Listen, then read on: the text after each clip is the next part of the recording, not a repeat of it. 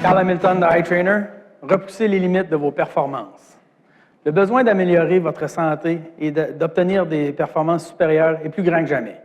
Pour un athlète professionnel, de signer un contrat de plusieurs millions de dollars est directement relié à sa capacité de performer à des centièmes de seconde plus rapide que les autres.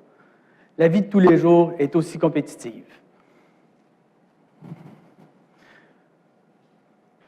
Un bon entraînement demande un investissement de temps important et les résultats sont souvent décevants.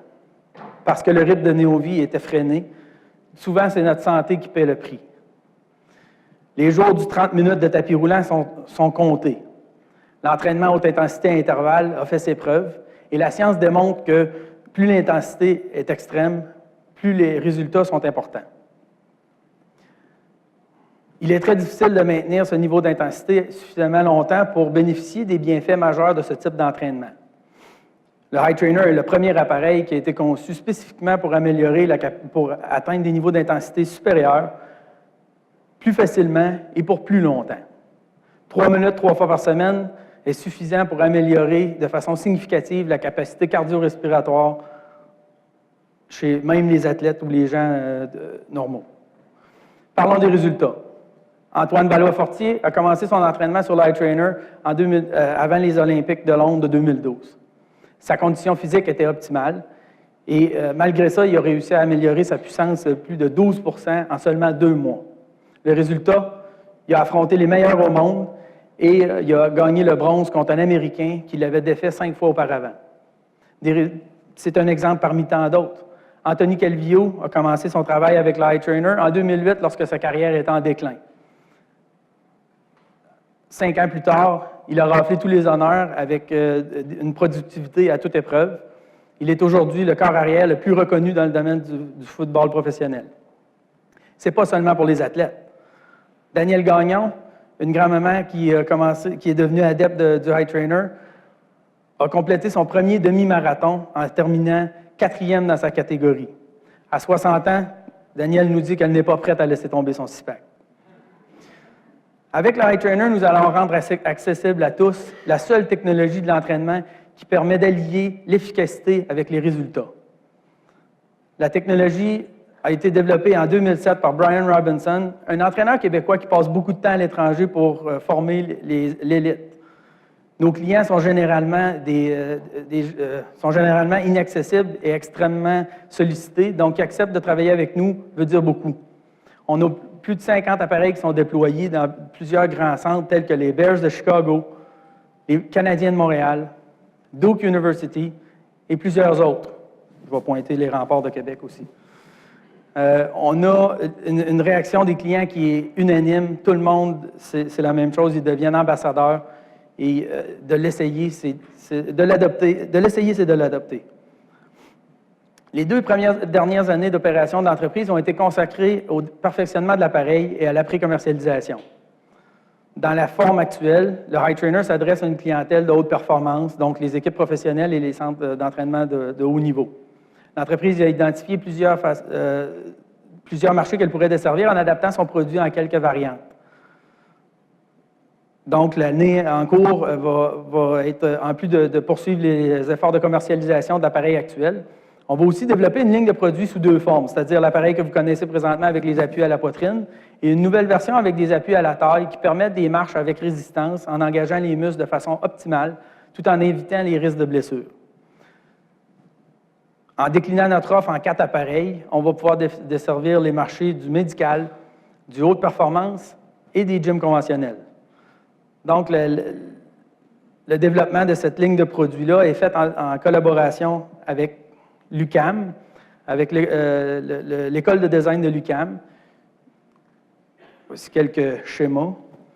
Puis on a démarré plusieurs projets de recherche pour être en mesure de démontrer les effets de l'entraînement sur l'appareil avec des clientèles différentes, c'est-à-dire avec le SWAT, avec des joueurs de soccer de haut niveau, un groupe de personnes participant à un défi de perte de poids et même des patients atteints de maladies pulmonaires. Parlons des possibilités.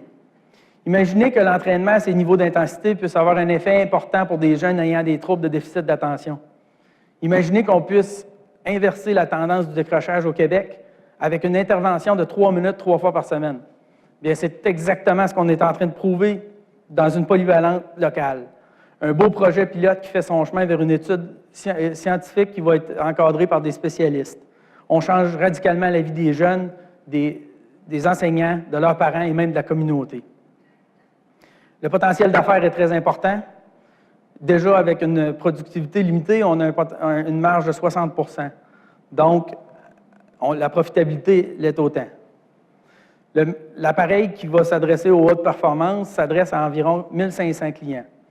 On parle ici des entreprises, des équipes professionnelles, universitaires et les centres d'entraînement spécialisés. Un marché de plus de 50 millions de dollars.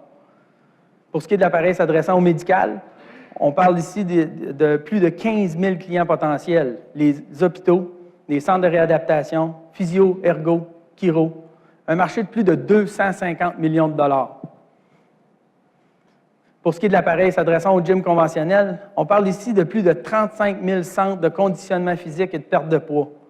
C'est un marché énorme considérant le nombre élevé d'appareils par centre. Donc ici, on parle d'un marché de plus de 1 milliard de dollars. Ces chiffres sont pour l'Amérique du Nord seulement, et puis on exclut complètement les opportunités monstrueuses qu'on a avec le militaire et avec les appareils pour les résidentiels. Nos brevets sont en béton, notre image corporative est professionnelle et nos marques de commerce sont enregistrées. Nous avons un produit solide qui s'adresse à une clientèle sérieuse. Nous prévoyons aller chercher un financement important pour le lancement officiel de la ligne de produits. Les ententes vont bon train avec les distributeurs par secteur de marché et on a l'intention d'offrir une exclusivité temporaire à un gros joueur du marché du gym conventionnel afin de profiter de l'occasion pour roder l'aspect manufacturier de masse. De la même façon, on va pouvoir réduire les coûts d'opération pour la première année. Je suis un entrepreneur en série. J'ai vendu ma première entreprise avec un chiffre d'affaires de 5 millions de dollars et 20 employés. Lorsqu'on m'a parlé du iTrainer, j'étais sceptique.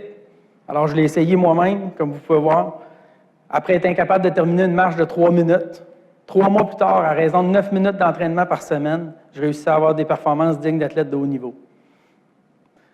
Notre équipe ne cesse de croître. On compte aujourd'hui sur une équipe de 9 employés dédiés au niveau du développement, des ventes et des spécialistes de l'entraînement.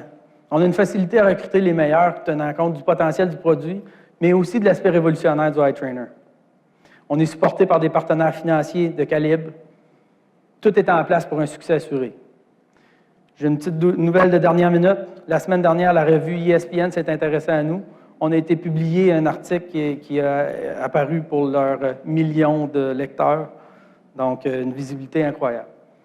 Je suis Carl Hamilton de iTrainer. Repoussez les limites de vos performances.